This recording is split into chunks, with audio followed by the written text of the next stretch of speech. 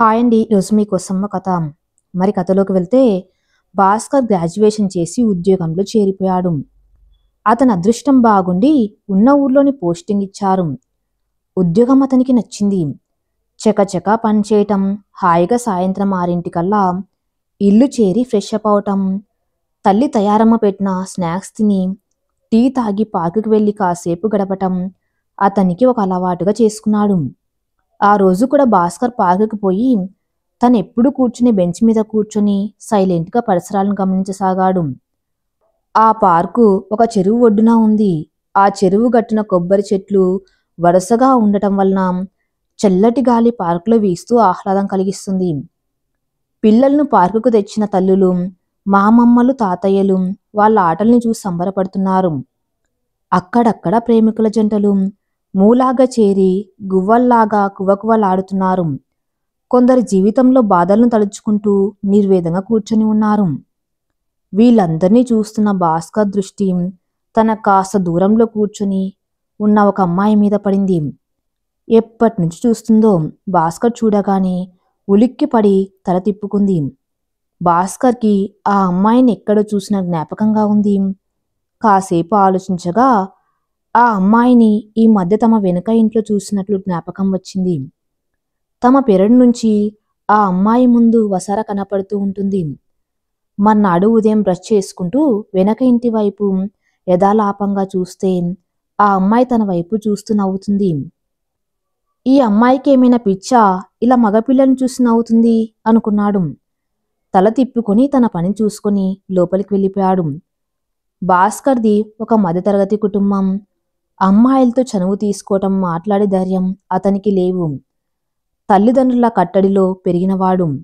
వయసులోకి వచ్చాడు కాబట్టి ఆడవాళ్ల ఆలోచనలు వస్తున్న లోపలే ఉంచుకునే తత్వం. ఇంకా తల్లిదండ్రులు చాటున బతికే పాతకాల పద్ధతి నడుస్తుంది. అక్కడ్నుంచి అతను పార్కుకు వెళ్ళిన ప్రతిసారి ఆ అమ్మాయి అతని ముందు తారట్లాడటం, ఏదో మాట్లాడాలని చూడటం గమనిస్తూనే ఉన్నాడు. ఆ అమ్మాయి చూడ చక్కగానే ఉంటుంది. కానీ భాస్కర్కి ఆ అమ్మాయి మీద ఆసక్తి కలగలేదు. ఇతనితో ఇక అయ్యేట్టు లేదు. ప్రవరాక్యుల్లా ఉన్నాడని ఆ అమ్మాయి ఒక సాయంత్రం భాస్కర్ దగ్గరికి వచ్చింది. నా పేరు సీత. మీది మా ఇంటి ముందే ఇల్లే. రోజు మిమ్మల్ని చూస్తూనే ఉంటాను. ఈ మధ్య ఇంటర్ పరీక్షలు రాసి ఇంటికి వచ్చాను. మీరు పలకరిస్తారేమో అని ఇన్నాళ్ళు చూశాను. ఇరుగు పొరుగు ఇల్లు కదా, నేను కనిపిస్తూ ఉన్నా పలకరించాలని అనిపించలేదా అన్నది. మంచిది, మిమ్మల్ని పలకరిస్తేనేమో ఏ మిస్టర్, ఏంటి వల్లు ఎలా ఉంది అంటారు. పలకరించకపోతే బుద్ధవతారం అంటారు. మీ ఆడపిల్లల్ని కలకటం ఎందుకు, అనిపించుకోవటం ఎందుకు చెప్పండి అన్నాడు భాస్కర్. మీ పేరు చెప్పనే లేదు. అందరలా ఉండరండి. ఈ రోజుల్లో ఫ్రెండ్షిప్ ఆడపిల్లల మధ్య, మగపిల్లల మధ్య కామన్ అయిపోయింది కదా. ఏ కాలంలో ఉన్నారు మీరు? నా పేరు భాస్కర్. మీరన్నట్లు నాకు కాస్త సంకోచమే ఆడపిల్లల విషయంలో. ఏమనుకోకండి. ఈ ఊర్లోనే జాబ్ చేస్తున్నా. ఆఫీస్కి వెళ్ళటం, సాయంత్రాలు ఇంటికి వచ్చి కూర్చోవటం నాకు అలవాటు. ఇలా కాలం గడిపేస్తున్నాను. ఇక నాతో ఫ్రెండ్షిప్ చేయండి. కాలం రంగులమయం అవుతుంది. నేను కాస్త స్పీడ్గానే అందరితో కలిసిపోతాను. అవునా? అబ్బాయిల గురించి తక్కువ అంచనా వేయకండి. అంత మంచివాళ్ళు కాదు. వాళ్ళ దృష్టి వేరేగా ఉంటుంది. తర్వాత మీకే ఇబ్బంది అన్నాడు భాస్కర్. అందరితో ఎందుకు మాట్లాడతాం? కొందరిని చూస్తే పాజిటివ్ వైబ్స్ కలుగుతాయి. పలకరించేదాకా మనస్సు ఆగదు. అందుకే మిమ్మల్ని పరిచయం చేసుకోవాలని అనుకున్నాను అన్నది సీత. Thank you. మనమిద్దరం ఇక మంచి స్నేహితులుగా ఉందాం అన్నాడు భాస్కర్. డన్. ఇవాళ నాకెందుకో సంతోషంగా ఉంది అన్నది సీత. ఆ రోజు నుంచి వారిద్దరూ పార్కులో కలవటం, బాగా చీకటి పడేదాకా కబుర్లు చెప్పుకోవటం కామన్ అయిపోయింది. భాస్కర్ వైఖరి సీత బాగా ఇంప్రెస్ అయింది. ఒక్క మాట అనృతం లేకుండా మర్యాదగా మాట్లాడడం చూసి ఈ రోజుల్లో ఇలాంటి అబ్బాయిలు కూడా ఉంటారా అనుకుంది. భాస్కర్ మాటల్లో నిజం ఉందని సీత కొద్ది రోజుల్లోనే తెలుసుకుంది. ఒక ఆడమగ మధ్య స్నేహం అసిదార వ్రతం లాంటిది. ఇద్దరిలో ఎవరి మనసు ప్రేమ దిశగా కదిలినా స్నేహం ముష్కాకి. ఇప్పుడు సీత మనసే కదిలింది. భాస్కర్ సీత స్నేహం అనుకున్నారు కానీ సీత వల్ల కావటం లేదు. పదే పదే ఆలోచన భాస్కర్ మీదకి పోతున్నది. అతని సహచర్యం కోరుకున్నది. ఇదిలా ఉంటే భాస్కర్ పనిచేసే ఆఫీస్లో కొత్త అమ్మాయి కంప్యూటర్ ఆపరేటర్గా చేరింది. ఆ అమ్మాయి పేరు రత్నప్రభ. మగాళ్ళకి పిచ్చెక్కించేంత అందం ఆమెది. ఆ అమ్మాయి చూడ్డానికి ఎరోటిక్గా ఉన్న నడవడిక చాలా పొందికగా ఉంటుంది. ఆమె కళ్ళు చేపల్లా కదులుతుంటాయి. ఆమె నడుము ఎక్కడ ఉందా అన్నట్టు ఉంటుంది. చీరకట్టులోనే ఓ తమాషా ఉంటుంది. ఇంత సౌందర్యం నాకు అనవసరంగా దేవుడిచ్చాడు అన్నట్టు ఆమె ఉంటుంది. ఈ వైరుధ్యానికి మగవాళ్ళకి మతి భ్రమించక ఏమవుద్ది? రత్నప్రభని చూసి గింగిరాలు తిరిగిన వారిలో భాస్కర్ ఉండటమే వింత. కలియుగ ప్రవరాఖ్యుడు రత్నగారికి బిల్ల బీటుగా పడిపోయారోయ్ అని కొలిక్స్ రక్తపాతం లేకుండా చెవులు కొరుక్కున్నారు. ఆ రోజు నుంచి భాస్కర్ పనితీరు మారింది. పదే పదే రత్న దగ్గరికి వెళ్తున్నాడు.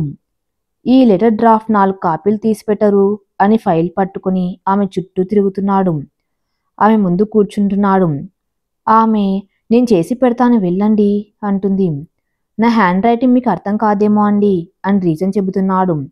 ఆమె తల కొట్టుకుంటుంది. ఇంకా అడిగితే బాస్ మీకు పని నేర్పమని నాకే బాధ్యత అప్పచెప్పాడండి అంటున్నాడు.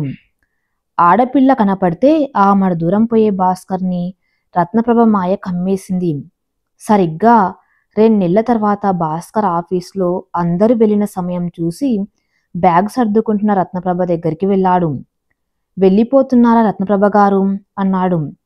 ఆ ఏం ఆఫీస్లోనే వంట చేసుకుని టేబుల్స్ అన్ని దగ్గరికి జరుపుకొని ఇక్కడే నిద్రపోన్నా ఏంటి భాస్కర్ సార్ అంది. అలా కాదు, నేను మీతో మాట్లాడాలి. మీకిష్టమైతే పార్క్ వెళ్ళి కూర్చుందామా కాసేపు అన్నాడు భాస్కర్.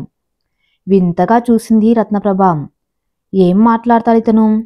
అసలు సరిగ్గా పరిచయమే కాలేదింకా అనుకున్నది. కానీ కాదనలేకపోయింది. నేను ఇల్లు చేరాలి, వంట చేయాలి, లేట్ అవుద్దేమో, సరే పదండి అన్నది. పార్కులో కాస్త జనం తక్కువ మంది ఉన్న చోటు కూర్చున్నారు. రత్నగారు, నేను సహజంగా అమ్మాయిల వంక చూడను, కానీ మీరు ఎందుకు నచ్చేశారు. నచ్చేసిన తర్వాత మనసులో మాట చెప్పేయాలి. మీ అభిప్రాయం కూడా నాకు అనుకూలంగా ఉంటే ముందుకు పోదాం అన్నాడు. చెప్పండి. మనసులో కల్మషం చెడు ఆలోచన ఉన్నవాడే అన్ని దాస్తాడు అమ్మాయిల దగ్గర. నేను అలాంటి వాణ్ణి కాదు. కాస్త ఓపెన్. నా పేరు మీకు తెలుసు, జాబ్ ఏంటో కూడా తెలుసు. మనిషి పర్వాలేదు కదూ, ఓకే. అమ్మా నాన్న ఉన్నారు, ఒక్కడే కొడుకుని. కొన్నాళ్లుగా నీ గురించి ఆలోచిస్తున్నాం, నిన్ను ప్రేమిస్తున్నాను అని లోపల వాడు చెబుతున్నాడు. ఇక నీ ఇష్టం. ఇవాళ హాయిగా నిద్రపోతాను. ఎస్ అయినా నో అన్నా ఇక నీ ఇష్టం రత్నప్రభ గారు అన్నాడు. ఆ సమయంలోనే సీత పార్కులో ప్రవేశించింది. వీరిద్దరిని గమనించింది. సైలెంట్గా కూర్చుంది. భాస్కర్, నాకు ఆశ్చర్యంగా ఉంది. మనకి ఏ పాటి పరిచయం ఉందని అలా అనేస్తారు అంది రత్నప్రభ. అవన్నీ తెలియదు. ఇది చెప్పింది, ఇది మనసు తనలో ఉన్నది చెప్పమంది. చెప్పేశా, ఇక నీ ఇష్టం అన్నాడు. ఓకే, నా పేరు రత్నప్రభ. అమ్మ ఉంది అంతే. స్వేచ్ఛగా ఉండటానికి ఇష్టపడతాను. స్వేచ్ఛ అంటే తిరుగుబోతు అనుకోకండి. మన నిర్ణయాలు, మన జీవితం మనదే అయ్యేంత స్వేచ్ఛ. Yes, I like it. Time తీసుకోండి. నా రూపం మీద కాక మనసు గురించి ఆలోచించండి. మనసులో ఏదో మూల ప్రేమ చిగురించగలదు. అలా కాదు, నీకన్నా ఎన్నో రెట్లు బాగా ఉన్నవారు నాకు ప్రపోజ్ చేశారు. వాళ్ళనే కాదన్నాను. నిన్నెలా ఒప్పుకోను అన్నది రత్నం. అయినా సరే నాకు నువ్వు కావాలి. అయితే చూద్దాం, ఆలోచించి చెప్తా అని వెళ్ళిపోయింది రత్నప్రభ. ఏమని ఆలోచించావు నా గురించి అని అడిగాడు మరో రోజు పార్కులో కూర్చున్నప్పుడు భాస్కర్ రత్నప్రభని. ఏమని ఆలోచించాలయ్యా నీ గురించి? ప్రేమ అంటే వేడివేడి పెసరట్టు అనుకున్నావా, గుటుగుటుకుమని మింగటానికి? ప్రేమ చుట్టూ ఎన్ని సమస్యలుంటాయో నీకు తెలుసా? పెళ్లి దాకా ఎన్ని గండాలో తెలుసా? పెళ్లి తర్వాత ఎన్ని సమస్యలో తెలుసా? ప్రేమంట ప్రేమ. ఎందుకంత డిస్టర్బ్ అవుతున్నావు? అవ్వక నేనేంటో మీకు తెలుసా? మీది మాది ఒక వర్గం కాదు. మా వాళ్ళు ఒప్పుకోరు, మీ వాళ్ళు ఒప్పుకోరు. ఇక అక్కడి నుంచి సమస్యలు. ఇవన్నీ మనకి అవసరమా చెప్పు? ఫ్రెండ్‌గా ఉంటే నష్టమేమిటి? అవన్నీ నేను చూసుకుంటాను. నువ్వు అను చాలు. నేను ప్రేమిస్తున్నానని ఒక్క మాట అను. అదే 10,000. చూడు నాకమ్మ ఉంది. నాన్న లేడు. వచ్చిన జాబ్ మా నాన్న పోతే వచ్చింది. అమ్మని నేను తప్ప ఎవరు చూస్తారు? మా పద్ధతులు వేరే. మా కులం గురించి మీ ఇంటిలో వైరుధ్యాలు రావటం నాకిష్టం లేదు. అర్థమైందా? ఇక ఆ విషయం మర్చిపో అన్నది రత్నప్రభ. సరే ఇవన్నీ విన్నాను. అదలా పెడదాం. పాయింట్‌కి వద్దాం. నువ్వు నాకు నచ్చావు. నేను నీకు నచ్చానా? సూటిగా చెప్పేయ్. నచ్చకపోతే నువ్వన్నట్టు ఫ్రెండ్‌షిప్‌లో ఉందాం. నచ్చితే నేను చెప్పినట్టు చేయాలి. జీవితంలో ఒక సంఘటన ఒకసారి మాత్రమే జరుగుతుంది. ఆలోచించు. రిలాక్స్ కోసం బఠానీలు తింటావా? పిలవనా వాణ్ణి అన్నాడు భాస్కర్. నువ్వు పెట్టే బఠానీలు చాలవా? అయినా నేను ఓపెన్‌గానే చెబుతున్నాను. నేను నిన్ను ప్రేమిస్తున్నది నిజమే. కానీ బయట పరిస్థితి నన్ను భయపెడుతుంది. అలాగా? అయితే నాతో పెళ్లికి సిద్ధంగా ఉండు. ఫటాఫట్ అయిపోవాలంతే అన్నాడు భాస్కర్. రత్నప్రభ ఆలోచిస్తూ ఉంది. కాసేపు తర్వాత భాస్కర్ చెయ్యి పట్టుకుని తన బుగ్గకి ఆనించి, నీ ఇష్టం భాస్కర్. నీట ముంచినా పాల ముంచినా నీదే భాస్కర్. ఏ పరిస్థితిలోనైనా నువ్వు నాకు సపోర్ట్ చేయాలి అన్నది లేస్తూ. సూర్ సూర్ రత్న, ఈ శుభ సమయాన ఓ హగ్గిస్తావా? సెలబ్రేషన్ చేసుకున్నట్టు అన్నాడు భాస్కర్. నో, ఏదన్నా 4 వాల్స్ మధ్యే. పార్కు ప్రేమలు అంగీకరించనుగా అంది రత్నప్రభ. అయితే ఆమెని పెళ్లాడతావా? మీ ఇంట్లో ఒప్పుకుంటారా? అన్నది సీత. నా జీవితం నా ఇష్టం. జీవితమంతా నీడగా నేనున్న ఇంట్లోనే ఉంటూ నా మంచి చూసేది భార్యే కదా. అలాంటి భార్య విషయంలో పెద్దల సలహా తీసుకోవాలి తప్ప ఆజ్ఞల్ని నేను ఒప్పుకోను. అవసరమైతే విడిగా దూరంగా వెళ్ళిపోతాం అన్నాడు భాస్కర్. ఆమె ఎంత అదృష్టవంతురాలో. నేను నిన్ను ఎందుకు ఇంప్రెస్ చేయలేకపోయానో నాకు తెలియటం లేదు. నాలో లోపమేంటో అన్నది నిరాశగా సీత. నువ్వు నన్ను ప్రేమిస్తున్నావా? ఇన్నాళ్ళ స్నేహంలో గమనించలేదు నువ్వంటే నేను నీకు ఆడపిల్లలా కనపడలేదు నీకు.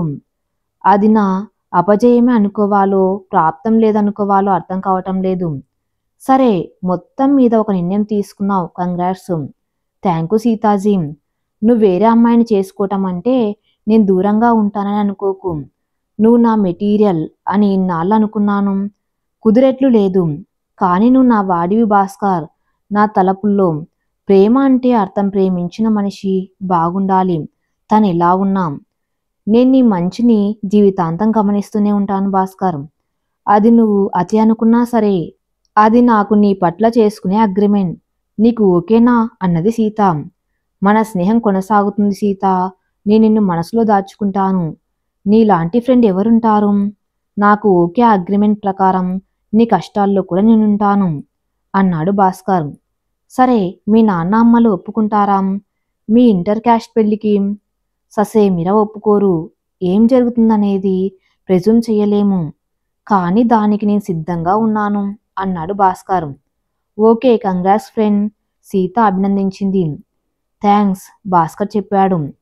ఇక లేద్దాం, పెళ్లికి పిలుస్తావుగా అన్నది సీత. భాస్కర్ ఇంట్లో పెద్ద రభస జరిగింది. ఆ పిల్లని చేసుకుంటే నువ్వు నా కొడుకువే కాదు అన్నాడు భాస్కర్ తండ్రి నాగభూషణ్. ఇదంతా నా స్వార్జితం. ఆస్తిలో చిల్లి గవ్వ కూడా నీకు దక్కనివ్వనన్నాడు. ఇలా కులం కాని పిల్లని చేసుకోవటం మన ఇంట వంట లేదన్నాడు. తల్లి తయారమ్మ పాత సినిమాల్లో తల్లిలా నాయనా అంటూ శోకాండాలు పెట్టలేదు.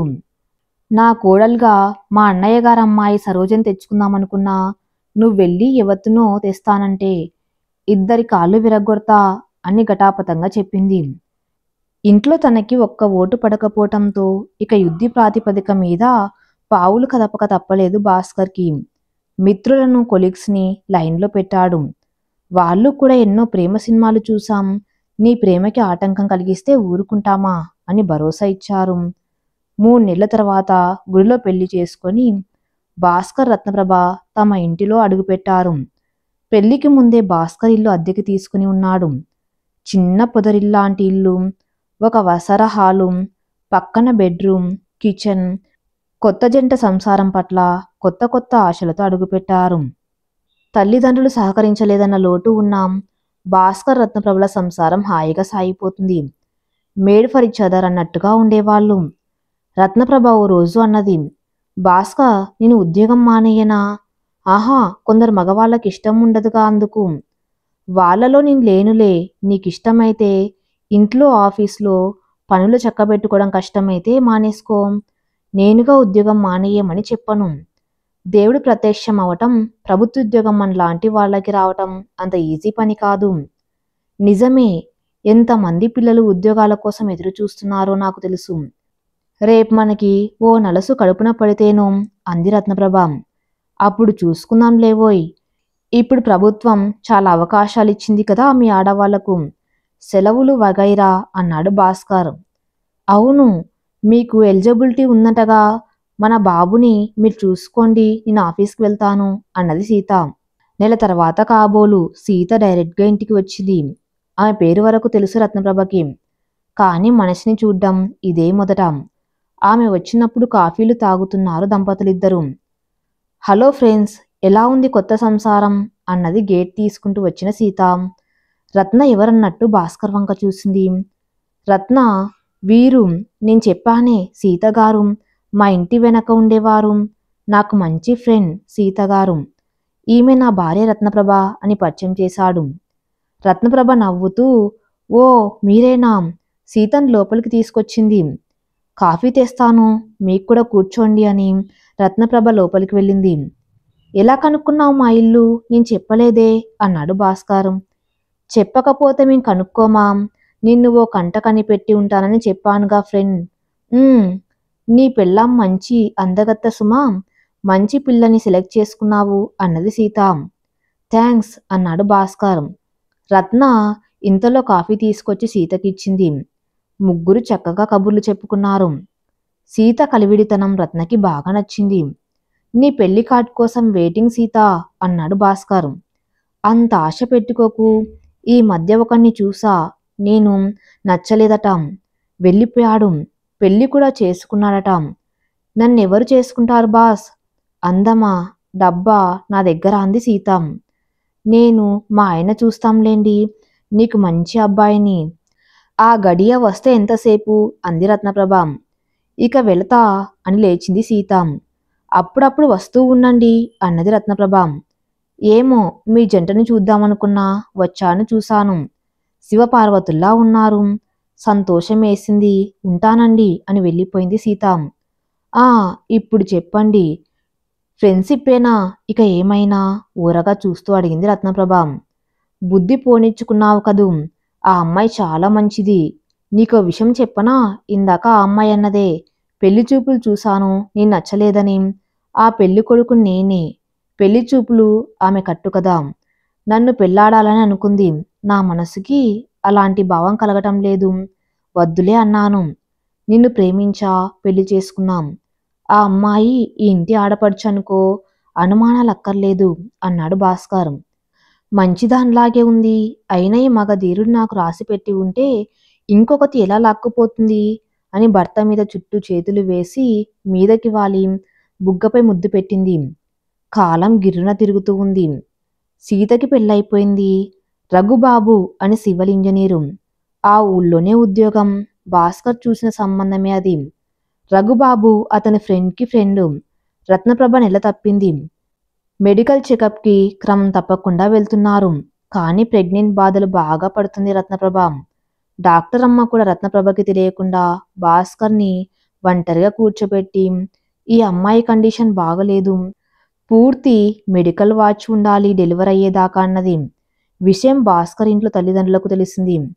మనవడు పుట్టబోతున్నాడని తెలిసి ఇద్దరు సంతోషించినా తండ్రి బిగుసుకుపోయే ఉన్నాడింకా. తల్లి మాత్రం కాస్త దిగి వచ్చింది. తరచూ కోడల దగ్గరికి వచ్చి చూసి వెళ్తుండేది. కాన్పు దగ్గర పడుతున్న చివరి నెల భాస్కర్ ఇంట్లోనే ఉండి ఇంటిని కోడల్ని చూసుకుంటూ ఉంది. ఆ రోజు భాస్కర్ ఆఫీసులో ఉండగా ఫోన్ వచ్చింది. రత్నప్రభకి నొప్పులు మొదలై ఆసుపత్రిలో చేర్చారని. దొరికిన ఆటో పట్టుకుని ఆసుపత్రికి వచ్చాడు. అప్పటికే తల్లితో పాటు సీత ఉంది. రత్నప్రభ డెలివరీ రూమ్లో పెట్టే కేకలు వినిపిస్తున్నాయి. భాస్కర్ భార్య బాధ చూసి గిలగిలలాడిపోతున్నాడు. 10 నిమిషాల మగాడి సుఖం. స్త్రీకింత ప్రసవన వేదన ఇచ్చిన దేవుని తిట్టుకున్నాడు. కాని స్త్రీ తన బిడ్డ కోసం ఎంత బాధైనా భరిస్తుందని భాస్కర్ తెలియక కాదు గాని అప్పుడు అలా అనిపించింది.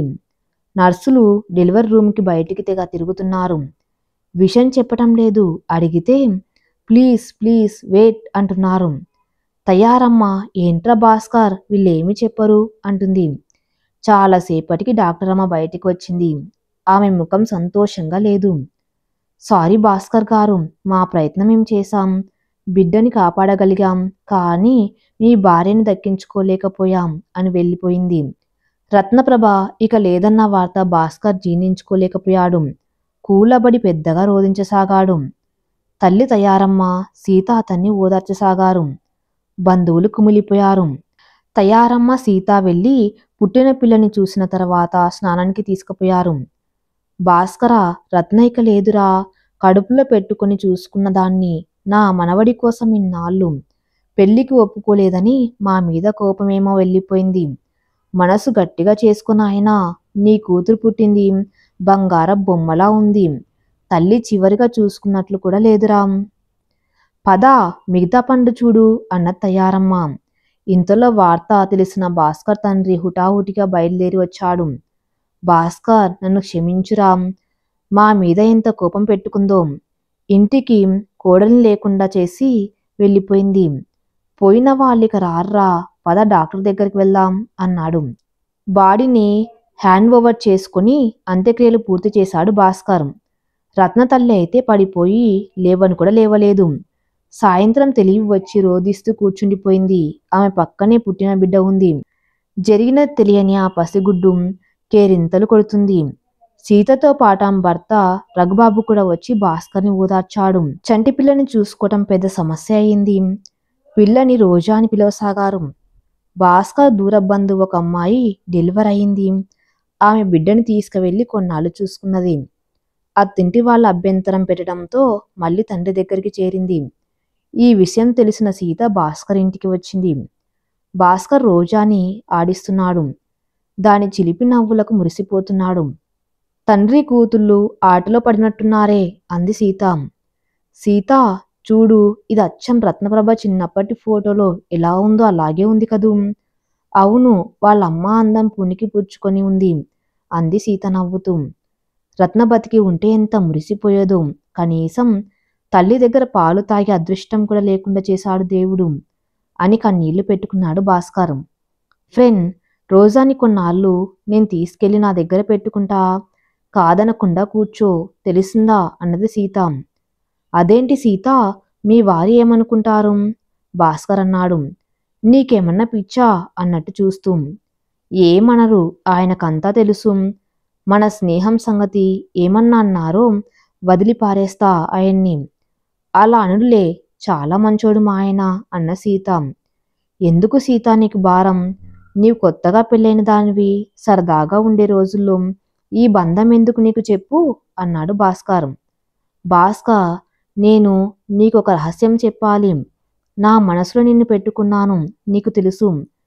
నీవు వద్దన్నావు, కానీ నిన్ను వదలనని ముందే చెప్పాను. నీ కష్టం నా కష్టమే నేను పోయేదాకా. దీన్ని ప్రేమ అంటావో పిచ్చి అంటావో నీ ఇష్టం. దీన్ని తీసుకుని వెళ్తున్నా ఫ్రెండ్ అని పిల్లని తీసుకుని వెళ్ళిపోయింది సీత. సీత దగ్గర రోజా ఉన్నప్పుడే భాస్కర్ తల్లి తయారమ్మ వచ్చి, ఆ అమ్మాయి దగ్గర పిల్లను ఉంచితే ఏం బాగుంటుందిరా, కొత్త జంట, వాళ్ళకి ముద్దు ముచ్చట్లు ఉండవు, రోజని తీసుకొచ్చి మన ఇంటి దగ్గర దింపమను, నేను తీసుకెళ్ళి ఏదో అవస్థ పడతా, తప్పదు కదా అన్నది. భాస్కర్ సీతకి కబురు చేశాడు. మర్నాడు సీత పిల్లని తీసుకొచ్చి, ఏమిటి, నీ కూతురి 4 రోజులు నేను ఉంచుకోకూడదా ఫ్రెండ్? నేను అంత పరాయి దాన్నా? మన అగ్రిమెంట్ గుర్తుందా లేదా అన్నది. అది కాదులే సీత, అమ్మ కూడా అన్నది. అదేమిట్రా, నీ కూతురు భారం ఆ అమ్మాయి మీద వేస్తే ఎలా? అలవాటయ్యి మళ్ళీ పిల్ల దూరమైతే వాళ్ళకే బాధ అన్నది. అంతగా అయితే కాస్త పెద్దయిన తర్వాత తీసుకువెళ్ళి ఉంచుకుందువులే అన్నాడు భాస్కర్. సరేనయ్యా, ఇదిగో నీ కూతురు, ఇవ్వాలని లేదు కానీ తప్పటం లేదు. 4 రోజుల్లోనే ఏదో బంధం ఏర్పడింది. ఎలా ఉంది, కుందన బొమ్మలా లేదు, నా దిష్ట తగిలేలా ఉంది నా తల్లికి. అయినా నీకో మాట చెప్పవచ్చునా అడిగింది సీత. ఏంటి సీత? తల్లి స్థానంలో ఎవరూ లేకపోతే ఆడపిల్లలకు చాలా ఇబ్బందులొస్తాయి. రోజాకి తల్లిని తీసుకురా. నీ వయస్సు కూడా ఏం మించిపోలేదుగా. లేదు సీత, రత్న జ్ఞాపకాలు నన్నింకా వెంటాడుతున్నాయి. ఈ స్థితిలో ఇంకో భార్యను తెచ్చుకొని ఆమెకు అన్యాయం చేయలేను. భాస్కర్ రత్నాన్ని నువ్వు గాఢంగా ప్రేమించావు నిజమే. కానీ అదే లోకంలో నువ్వు బాధపడుతూ ఉంటే నీ కూతుర్ని ఎలా పెంచి పెద్దదాన్ని చేస్తావు నువ్వొక్కడివి? ఆలోచించు.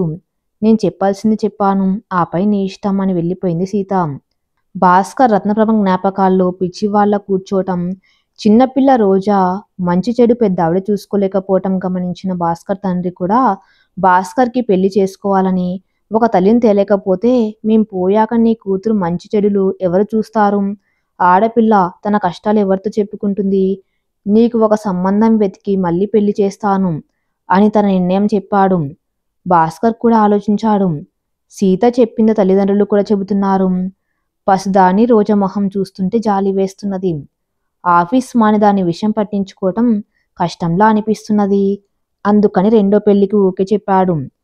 రత్నప్రభ చనిపోయిన 3వ ఏట భాస్కర్ రెండో పెళ్లి భాస్కర్ దూరపు చుట్టం చలపతి కూతురు మోహినితో జరిగిపోయింది. మోహిని పేరు బాగుంది కానీ మనిషి అంత ఆకర్షణీయంగా ఉండదు. పేదరికంలో పెరిగిన పిల్ల, అందుకని పెళ్లి చేయటం తండ్రికి ఇబ్బందిగా అయింది. ఒక కొడుకు మోహిని తర్వాత వాడు ఉన్నాడు కానీ వాడో బేవర్స్ గాడు. కష్టాల్లో పెరిగింది అనుకోగా ఉంటుందని భాస్కర్ తండ్రి అభిప్రాయపడి పెళ్లి కానిచ్చాడు. కానీ మోహిని పద్ధతి వేరు, పూర్తిగా నెగిటివ్. ఎన్నో ఆశలతో అత్తింటికి వచ్చింది.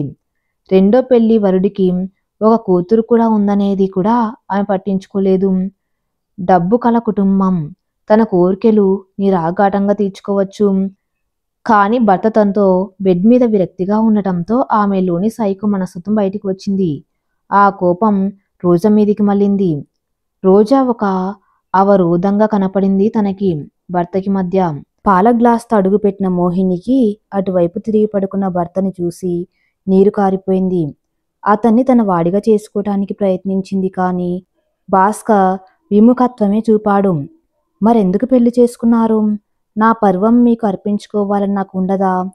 ఎందుకలా ఉన్నారు? ఏం తక్కువ నాలో? ఒక్కసారి నా వైపు చూడండి అంటూ అతన్ని కౌగలించుకొని రెచ్చగొట్టిపోయింది. మోహిని, నా మనసు సరిలేదు. నిన్ను నా కూతురు రోజా కోసం చేసుకున్నాను. లేకుంటే ఇప్పుడు నాకు పెళ్ళెందుకు? కొన్నాళ్ళు దూరంగా ఉందాం అని పోయి సోఫాలో పడుకున్నాడు. మోహిని కూడా వయసులో ఉంది, కోరికే ఉంటుంది. భర్త తీర్చుకపోవటం అన్యాయమే, కానీ పరిస్థితిని అనుకూలంగా మార్చుకునే ఓపిక మోహినికి లేదు. అప్పటినుంచి అసహనం ఎక్కువైంది. రోజాని చూడటం, అటునుంచి ఇంటి పనులు కూడా తనకి తోచినప్పుడు చేసేది. గిన్నెలు విసరడం, గొనుక్కోవటం మొదలుపెట్టింది. అమ్మా అంటూ రోజా దగ్గరికి వెళ్తే కసిరి కొట్టేది. తన పరిస్థితికి కారణం రోజయ్య అని బాగా మనసులో పడిపోయింది.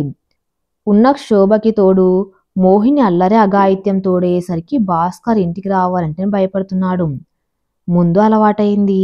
అర్ధరాత్రి ఎప్పుడూ రావటం, గిన్నెలో ఉన్న మాడు చెక్క తినడం, పడుకోవటం, ఇది అతని దినచర్య. మరో 4 ఏళ్లు గడిచాయి. మోహిని రోజాతో ఇంటి చాకిరీ చేయించటం, తిట్టడం మొదలుపెట్టింది. తన చిరాకుతో రోజాని కొట్టడంతో ఆ పిల్ల ఎవరితో చెప్పుకోవాలో తెలియక కుమిలిపోయేది. సీత అప్పుడప్పుడు వస్తూ ఉండేది. ఆ సమయంలో భాస్కర్ ఇంట్లో ఉండేవాడు కాదు. మోహిని, ఏంటి నీకు ఆయనకి సంబంధం? మా ఆయనతో నీకేం పని?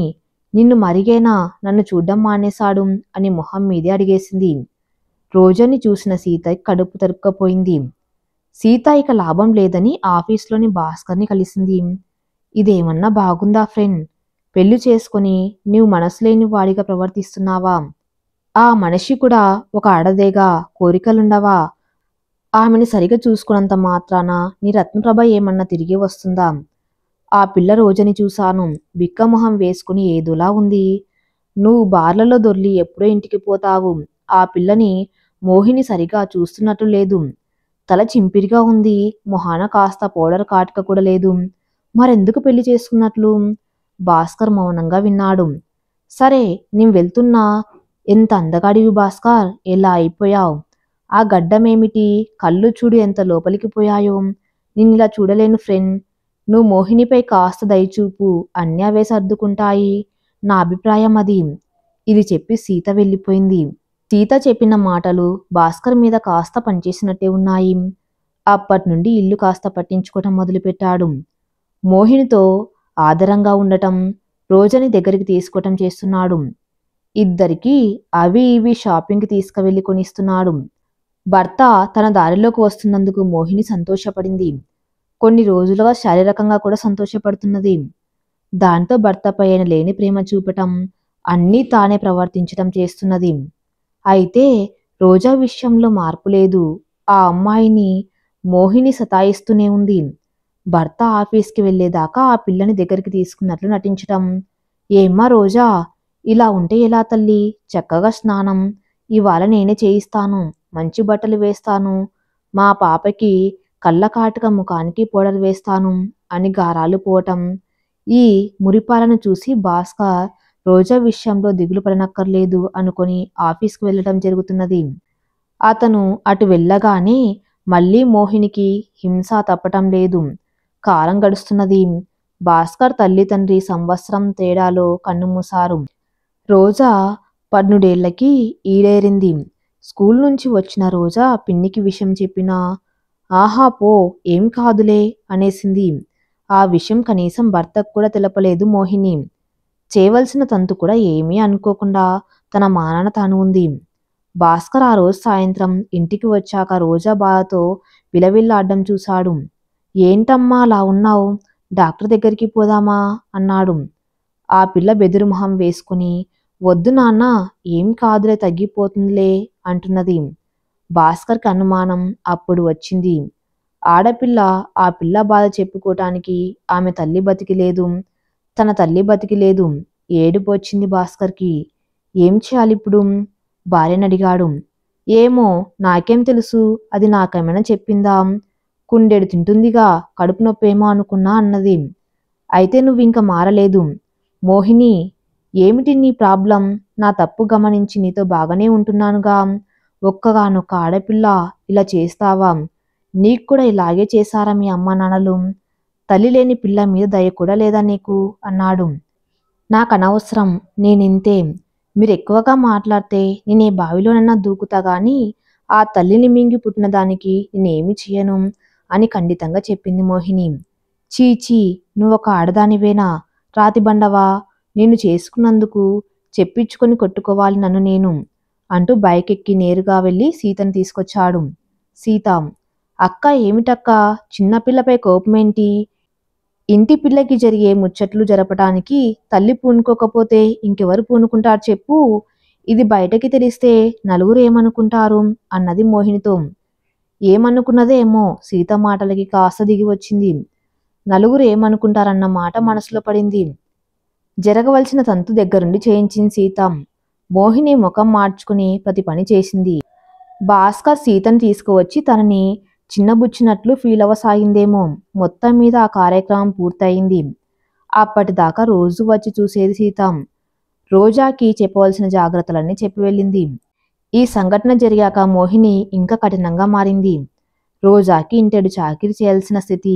ఏ మాత్రం తేడా వచ్చినా కొట్టేసేది.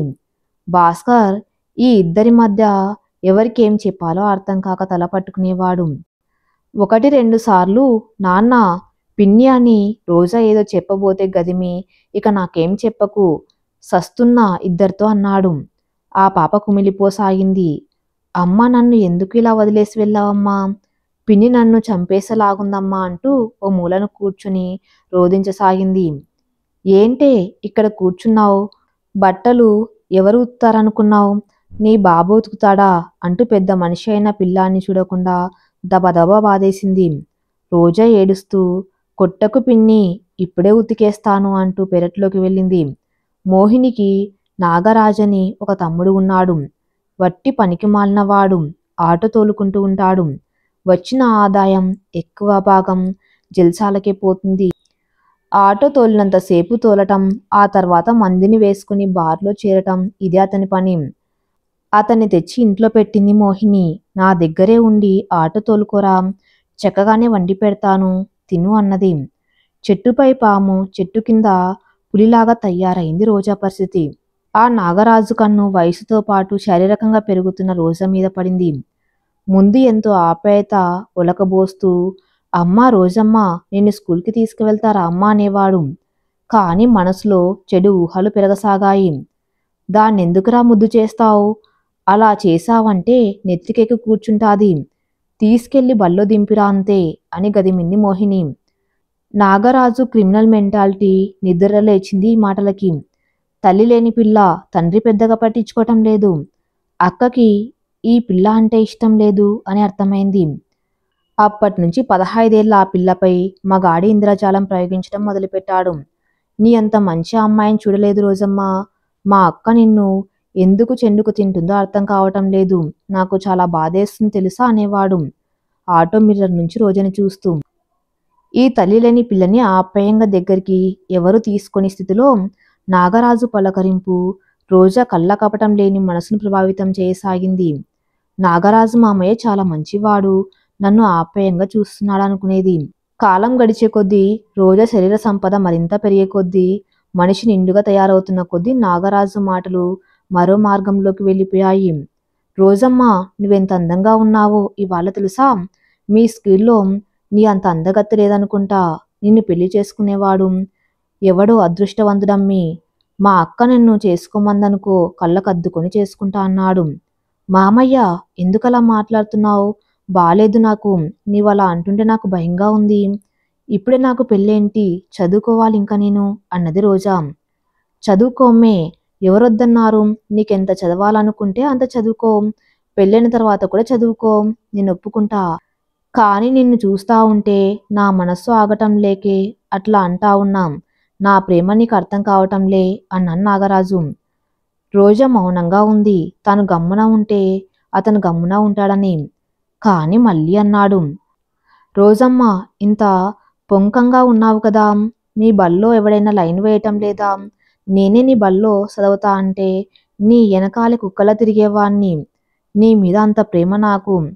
నాకొకటి చెప్పు, నాలాగా నీతో ప్రేమతో మాట్లాడేవారు ఎవరన్నా ఉన్నారా? అమ్మే, ప్రేమించే మనసుల్ని చీదరించుకోకూడదు. దొరుకుతారా మనకి కోరుకున్నప్పుడు ప్రేమించేవాళ్ళు? మోసమే నమ్మి లోకమంతా అన్నాడు. ఇంతలో స్కూల్ రావటంతో రోజా దిగి వెళ్ళిపోయింది.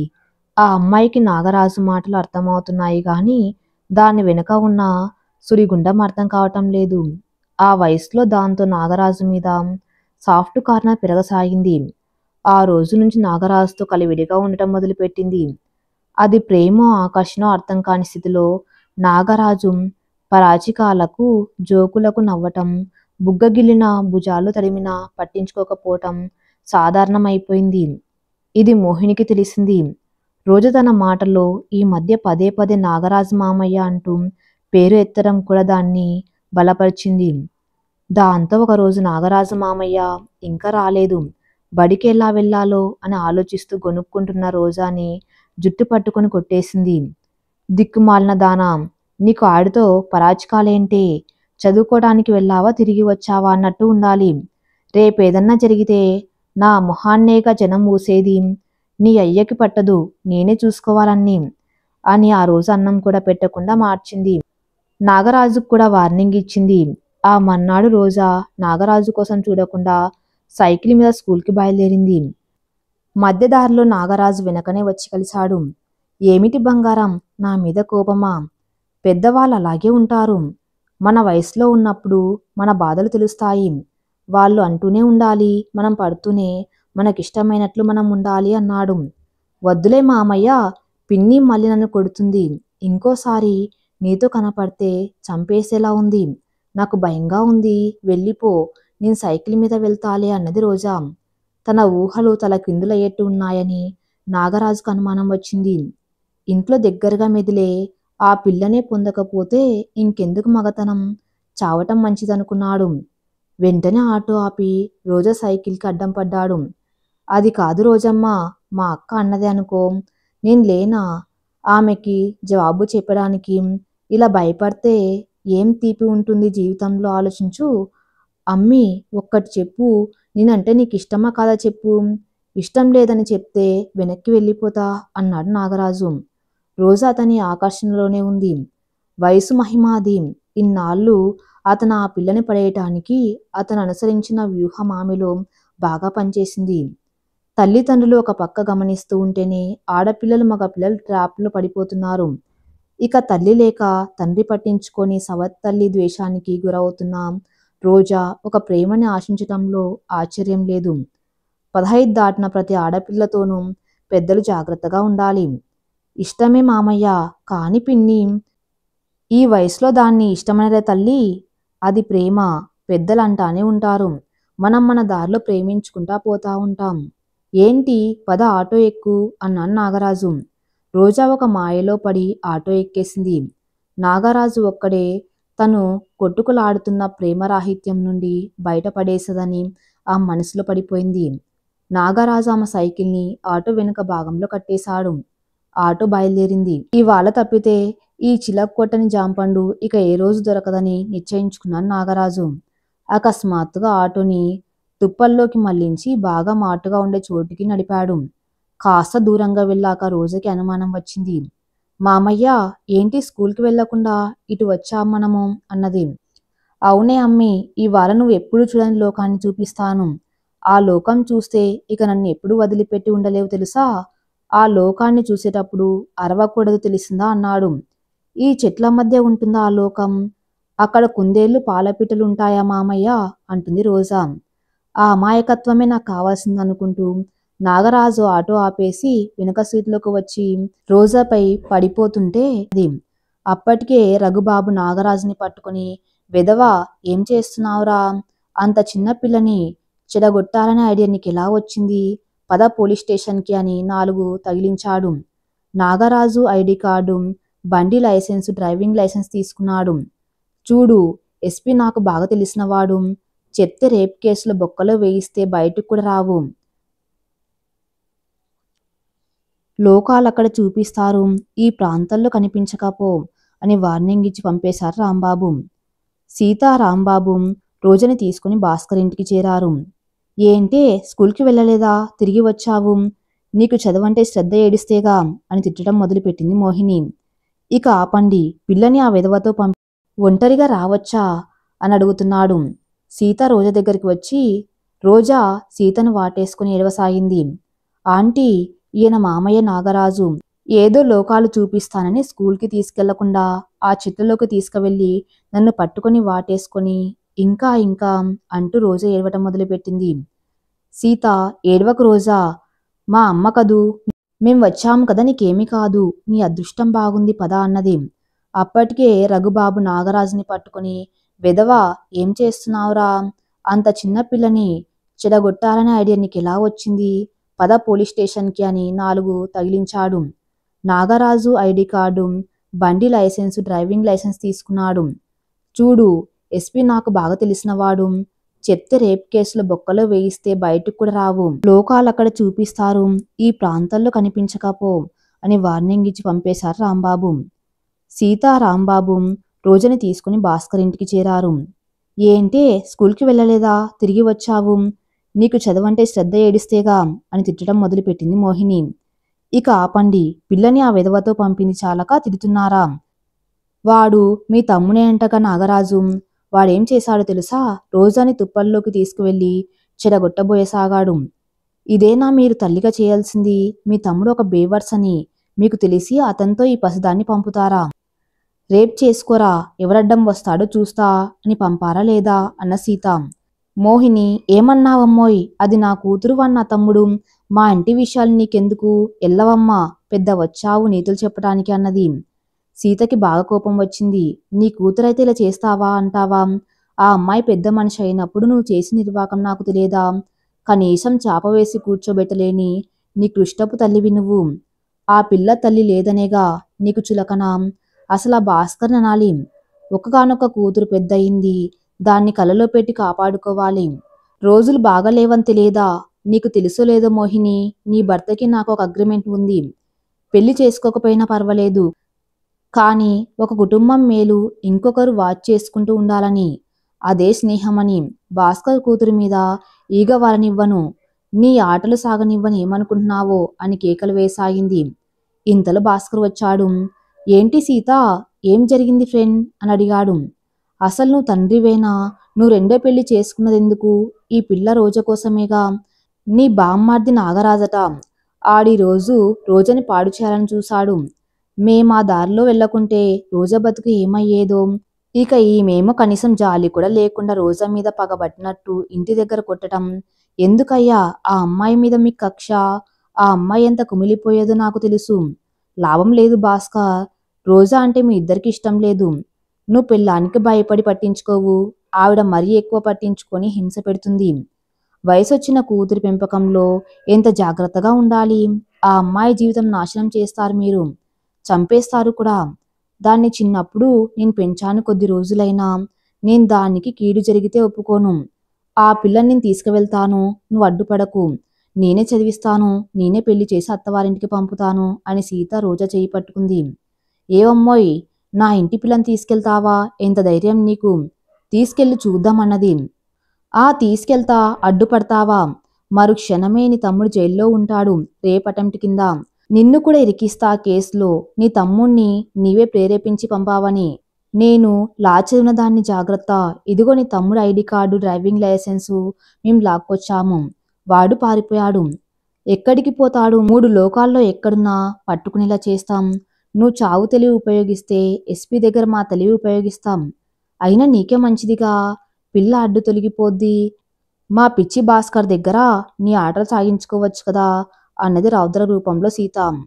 భాస్కర్ మోహినితో ఇప్పటిదాకా నిన్ను సహించాం. ఇక నా బిడ్డ మానం తీయటానికి కూడా సిద్ధపడ్డారా? నువ్వు నీ తమ్ముడు. పేగులు తీస జాగ్రత్త అని దబాడబా బాదాడు. మోహిని కుయ్యో మొర్రో అంటూ కూలబడింది. భాస్కర్ సీత దగ్గరికి వచ్చి, సీత, పోలీస్ అంటే రోజా పేరు వస్తుంది, వద్దు ప్లీజ్ అన్నాడు. నాకు తెలియదా భాస్కర్? రోజాని నేను తీసుకెళ్తున్నా. నీకు అబ్జెక్షన్ లేదుగా అన్న సీత. నిజమే, ఈ రాక్షసి దగ్గర వద్దులే. నీ అభిప్రాయమే కరెక్టు. నీవే తీసుకెళ్ళు. అయితే నేను అప్పుడప్పుడు వచ్చి రోజా తరపున అయ్యే ఖర్చు నీకు పే చేస్తాను. అలా అయితేనే అన్నాడు భాస్కర్. సర్లే, బయలుదేరాడయ్యా డబ్బు పే చేసే టాటా బిర్లా. ఖర్చు నువ్వే పెట్టుకోలే. పెళ్లి నేనే చేస్తాను నా కూతురికి మంచి అబ్బాయిని చూసి అన్నది సీత. అయితే ఓకే. నీలాంటి నిష్కల్మషమైన ఫ్రెండ్ దొరకటం ఒక అదృష్టం సీత అన్నాడు భాస్కర్ నవ్వుతూ. బిస్కెట్ వేయనక్కర్లే. మన అగ్రిమెంట్ ప్రకారం అలా చెయ్యక తప్పదు. రేపు మా ఆయన నా మీద మొహమొత్తి వదిలేస్తానంటే నువ్వే చక్రం అడ్డెయ్యాలి అన్నది. రఘుబాబు, ఓయ్ సీత, మీ ఫ్రెండ్షిప్ అగ్రిమెంట్లు మీరు పాటించుకోండి. మధ్యలో నన్ను ఇన్వాల్వ్ చేస్తారే? నిన్ను వదలటం అంటే నేను పోవటమే సీత అన్నాడు. అమ్మో, డైలాగ్ ఘాటు ఎక్కువైంది. ఇక పదండి అన్న సీత. సీత రోజా చెయ్యి పట్టుకుని తన ఇంటికి బయలుదేరింది భర్తతో సహా. ఇక రోజా హాయిగా భద్రంగా తన బతుకు పండించుకోగలదు సీతమ్మ నీడలో. ఈ కథ ఇంతటితో సమాప్తం. మరిన్ని మంచి స్టోరీస్ కోసం నా ఛానల్ని ఫాలో అవుతూ ఉండండి. Thank you for listening.